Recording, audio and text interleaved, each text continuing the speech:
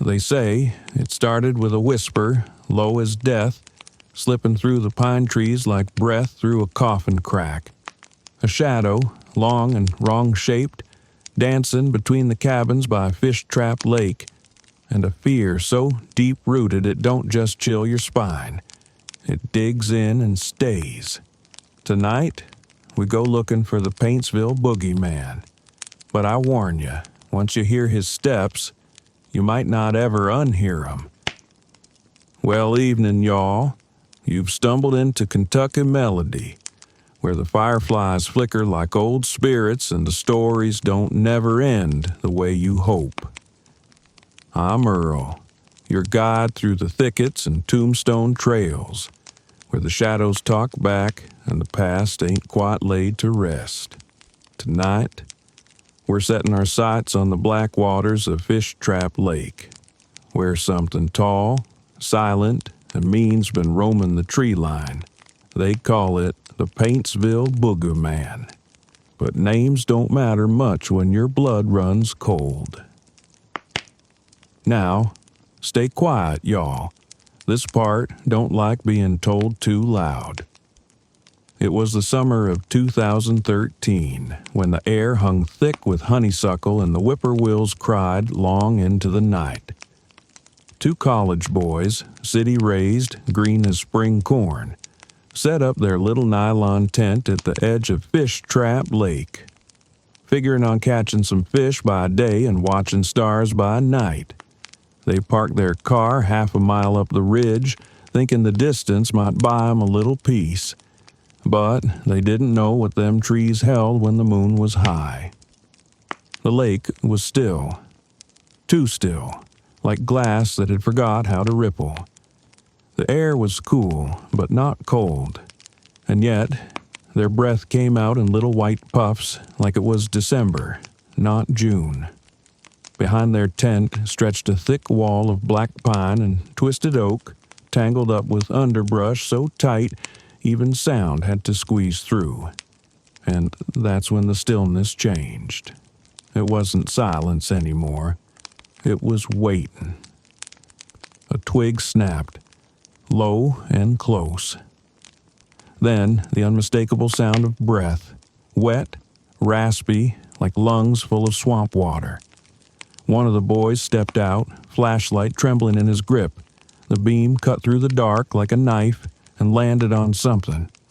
It weren't no deer, but it weren't no man neither. Too tall, too lean, arms too long, hanging past its knees, fingers like willow branches stripping bark. Its legs bent backward. It was wrong, hind end wrong, like it had been stitched together from broken things, and it moved like smoke under glass, fluid but jerky, like its joints didn't know they belonged to each other. It didn't roar, didn't charge, it just stood there, twitching, watching. Then it darted sideways with a speed that made no sense, like it got yanked by a rope the boys couldn't see. They didn't scream. They couldn't. Said later, it felt like the fear wasn't on the outside, but inside, like their own blood turned cold and wrapped around their bones. They left their gear, left their car, ran barefoot through briars and mud, didn't stop running till the dawn turned the sky to gray and the birds started singing like nothing had ever gone wrong. 4 years later, 2017, a fisherman from Ashland booked one of them cabins sitting just off the lake's northern bend. Quiet place, no neighbors but the frogs. He came to rest his bones, drink coffee, and cast lines. But rest wasn't what waited for him. Around 2 in the morning, something woke him. Not a dream, not a noise, a pressure.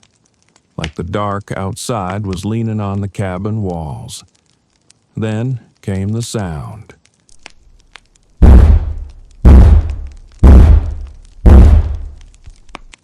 Heavy knocking, not frantic, but steady, hungry, like it had all the time in the world.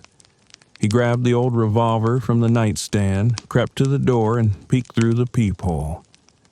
But there was no porch light and no man. There was only black, not night black, not shadow black. Void. A shape that didn't reflect, didn't breathe, didn't blink. It was rocking side to side, like it was thinking. The man said he felt it in his chest, this buzz like bees in his sternum. His heart hammered like it wanted out. He shouted, "Who's there?" But the thing didn't move, didn't run. It slid right through the wood.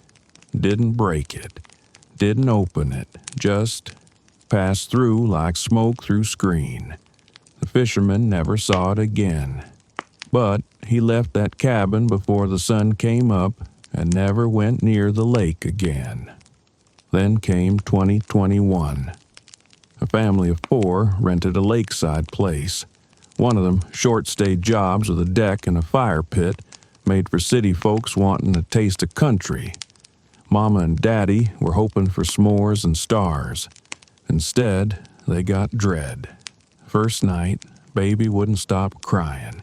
Not hungry, not sick, just terrified. Mama kept pacing the floor when she heard it, scratching, not at the door, not the windows, underneath, like something crawling along the foundation, dragging claws. Daddy went out with his flashlight, figuring it was a raccoon. He swept the beam across the woods, and that's when he saw it, slipping between the cabins, tall, pale, wrong. It didn't have a face, just smooth skin where a mouth should be and a deep dent where eyes might have once belonged. It didn't walk. It floated, barely above the pine needles. The light hit it dead on, but it didn't cast a shadow. It stopped, turned its head real slow, and then just melted into the dark like it never was. The baby stopped crying, but nobody in that cabin spoke another word till daylight. And here's the thing. 3 sightings, 3 years, 3 different souls. But that same sickness in their voices when they tell it. That same kind of quiet that only comes from meeting something your mind don't got words for. It don't roar. It don't chase. It just watches and waits and moves like it don't care about the rules this world runs on.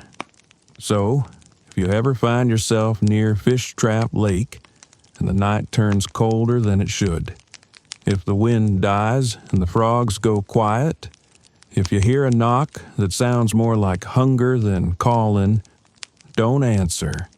And whatever you do, don't shine a light. You might see something that sees you back. So, now I'm asking y'all. Have you ever felt watched when the night pressed in and the crickets held their breath? What do you reckon walks them woods? Some ancient spirit or something far older than that? And if you was camped by Fishtrap Lake and heard footsteps crunching just beyond the firelight, would you stay till sunrise or grab your boots and run like hell? The woods around Fishtrap Lake, they ain't empty. They breathe, they remember, and they just might be watching you right now. If your heart's still beating and you crave more ghost stories steeped in mountain mist and moonlit terror, subscribe to Kentucky Melody. Ring that little bell so you don't miss the next tale. And remember, when the night goes quiet, that's when the whispering starts.